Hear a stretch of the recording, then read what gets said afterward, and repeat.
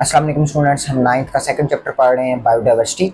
और आज जो हमारा टॉपिक है वो 2.5 है, जिसमें हम डोमेन आर्किया और डोमेन बैक्टीरिया दोनों को देखेंगे। तो सबसे पहले हम कुछ डिफरेंसेस में इनके अंदर देखेंगे।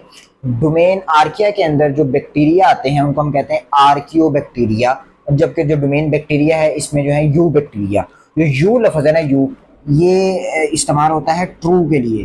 तो यानी कि जो साइंस के अंदर, जो बायोलॉजी के अंदर करेक्टरिस्टिक हैं एक बैक्टीरिया की, वो इस डोमेन के अंदर पूरी होती हैं, इसलिए हमें इसको क्या कहते हैं, यू बैक्टीरिया। और जबकि जो हमारे पास आर्कियो है, तो आर्कियो का मतलब होता है एंशियंट, यानी कि अगर मैं इसका सिर्फ उर्दू में मतलब लिखूं तो वो होता है पुराना। तो जो पुराने तरीन जो ऑर्गेनिज्म है, एंशियंट ऑर्गेनिज्म, तो हमारे पास जो है वो आर्किया है। ये लफ्ज भी लिखा हुआ है, मोस्ट प्रिमिटिव, यानी कि सबसे पुराने ऑर्गेनिजम्स। उसके बाद आते हैं हम इनकी सेल वॉल के ऊपर। तो यहाँ पर भी सेल वॉल मौजूद है, उधर भी मौजूद है, बट यहाँ पे जो हमारी सेल वॉल है वो बनी होती है पेप्टिडोग्लाइकन से, जबकि यहाँ पर पेप्टिडोग्लाइकन एब्सेंट है और यहाँ पे डिफरेंट टाइप ऑफ पेप्टाइड्स और कार्बोहाइड्रेट जो हैं इसकी सेल वॉल के अंदर शामिल होते हैं, और ये मेजर डिफरेंस है इनके अंदर। उसके बाद देखते हैं हम राइबोसोमल आरएनए। अच्छा, राइबोसोमल आरएनए है ना, ये जो आर्किया का है ये ज्यादा रिजेंबल करता है विद यूकैरियोट्स। तो रिजेंबल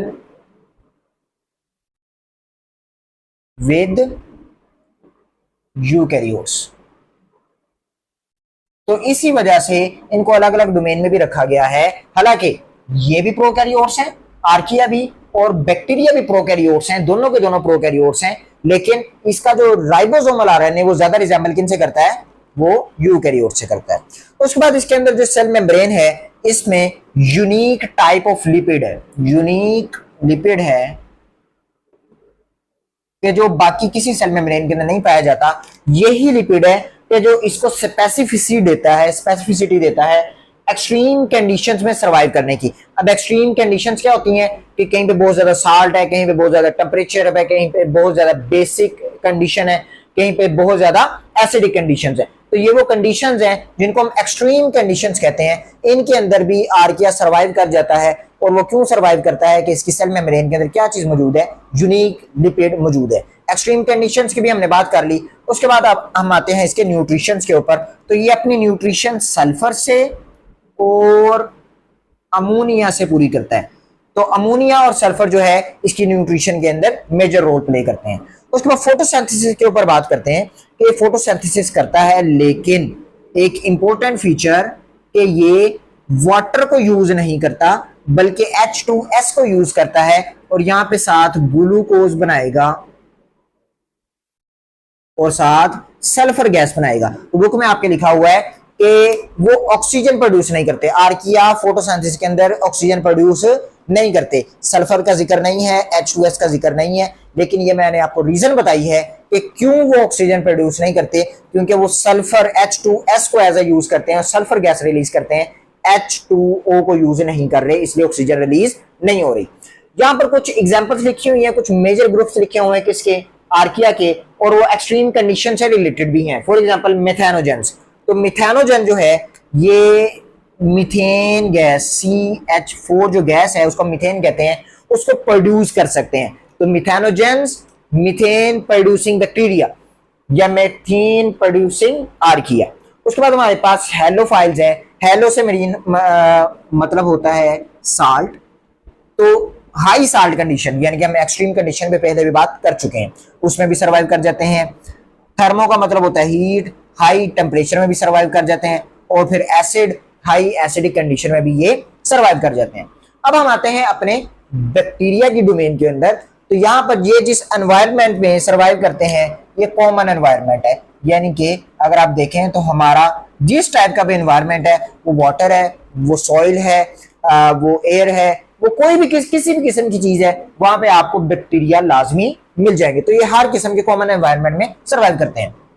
लाइफस्टाइल, ये चूंकि यूनिसेलुलर है तो ये अलोन भी रहते हैं, अकेला अकेला सेल, कॉलोनल फॉर्म में भी रहते हैं, क्लस्टर में भी मिल जाएंगे आपको, और ये चेन्स भी बनाते हैं।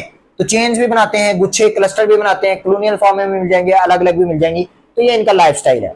उसके बाद हम इसकी दो प्रॉपर्टीज देखते हैं, हेट्रोट्रोफ्स भी हैं, फोटोसिंथेटिक भी हैं। कुछ बैक्टीरिया जो हेट्रोट्रोफिक हैं वो फूड को इंजेस्ट करेंगे और बाद में इसको डाइजेस्ट करके अपने न्यूट्रिएंट्स को पूरा करेंगे, जबकि जो फोटोसिंथेटिक हैं इनके अंदर क्लोरोफिल होगा, हैव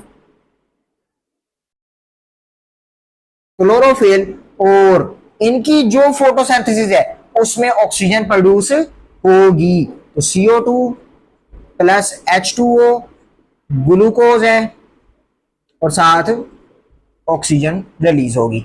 तो इनकी फोटोसिंथेसिस में ग्लूकोज ऑक्सीजन रिलीज हो रही है, यहां पे रिलीज नहीं हो रही। पैथोजेंस, बुक में पैथोजन का लफ्ज नहीं है, बुक में लिखा हुआ है कि कॉज डिजीज, ये बीमारी प्रोड्यूस कर सकते हैं। तो बुक में चूंकि बैक्टीरिया का नाम नहीं लिखा हुआ कि कौन सी बीमारी कौन सी बैक्टीरिया प्रोड्यूस करता है, तो हम भी याद नहीं रखेंगे। आपके इन्फॉर्मेशन के लिए मैं बता देता हूं, मिसाल के तौर पे लोगों को टीबी होती है, टीबी, तो वो जो बैक्टीरिया प्रोड्यूस करता है उसको हम कहते हैं माइकोबैक्टीरियम ट्यूबरकुलोसिस। तो एक बैक्टीरिया का नाम है। तो इस तरह बहुत सारे बैक्टीरिया हैं कि जो डिजीज कॉज करते हैं, इसलिए मैंने इसको लफ्ज दिया पैथोजन। पैथोजन कहते हैं जो डिजीज कॉज कर सकता है।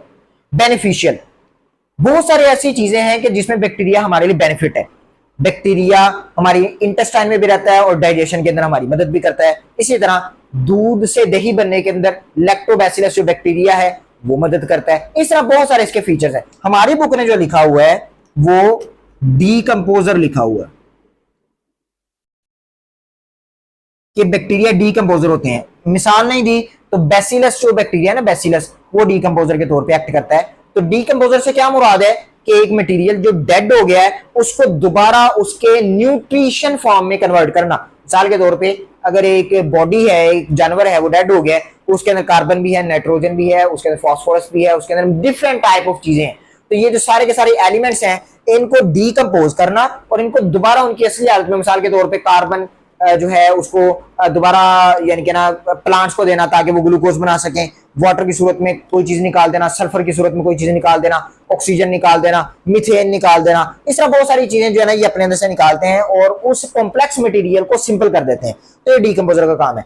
इसका ही हिंट नीचे दिया हुआ है न्यूट्रिएंट साइकिल के अंदर कि कार्बन का साइकिल, नाइट्रोजन का साइकिल, इस तरह फास्फोरस का साइकिल, इस तरह बहुत सारे न्यूट्रिशनल साइकिल्स हैं कि जिनको कौन चलाता है, उनको बैक्टीरिया चलाते हैं। ये न्यूट्रिशनल साइकिल आप अगले चैप्टर्स के अंदर इसको पढ़ेंगे, जिसमें आप बैक्टीरिया को पढ़ेंगे या आप इसको केमिस्ट्री या फिजिक्स में पढ़ेंगे जहां पे आप न्यूट्रिएंट्स को पढ़ते हैं।